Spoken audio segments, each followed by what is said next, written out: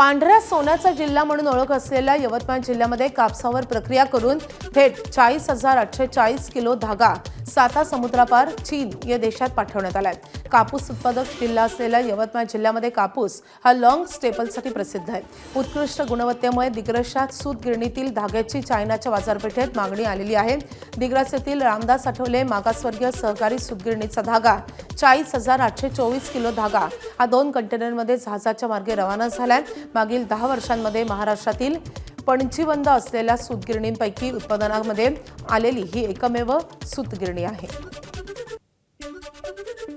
सूतगिरणीच्या उच्च प्रतीच्या धाग्यामुळे आज सूतगिरणीचा धागा निर्यात होत आहे।